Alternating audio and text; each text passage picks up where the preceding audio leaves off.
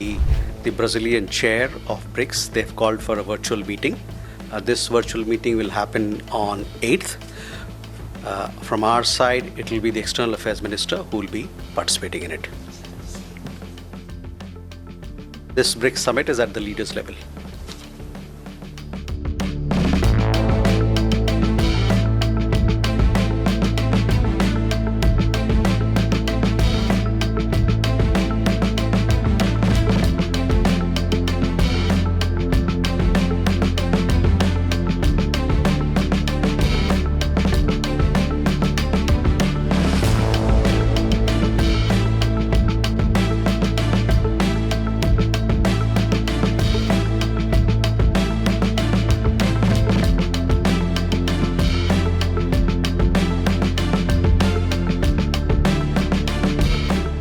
I think the Quad is still the Quad, and the BRICS was always the BRICS. I mean, when we did the Quad, the BRICS didn't go away. And as Quad progressed, BRICS also progressed. So you are putting it almost as alternatives, whereas in fact it is a core belief of Indian foreign policy that countries like us should not be forced to make binary choices. So we expect a Quad summit by the end of the year? We had a Quad foreign ministers meeting this summer in early July, if my memory serves me right. After that, I think different parts of the system are talking to each other.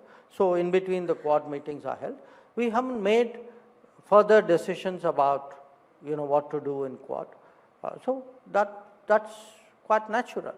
I think in the case of BRICS came in the news partly because we had a BRICS summit and partly because it came in the news because people put it in the news. So I think in the next week you'll probably see the Shanghai Cooperation Organization in the news because the meeting will happen.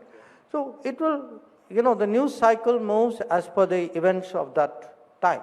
But what is not in the news cycle doesn't stop to exist because it's not in the news cycle. It still continues. So you're still sticking to the timelines agreed in the February visit of the Prime Minister to Washington? On what? On the timelines which were there, that by September or October we'll do have this and that. I think at this time, as I said, we are looking at the issues rather than, it's not a clock-driven process, there's not a chess game where you are moving and you're also looking at the clock. I get that. And what do we expect from the visit, the SCO meet, since it's happening right now?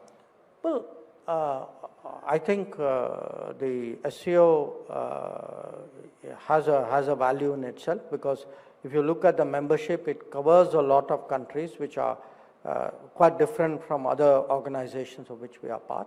We are very much, we are an important constituent of the Eurasian landmass and the SCO primarily devotes itself to that. SCO also has a particular, the original mandate of the SCO was to fight separatism and terrorism, and there were what were called three evils at that time.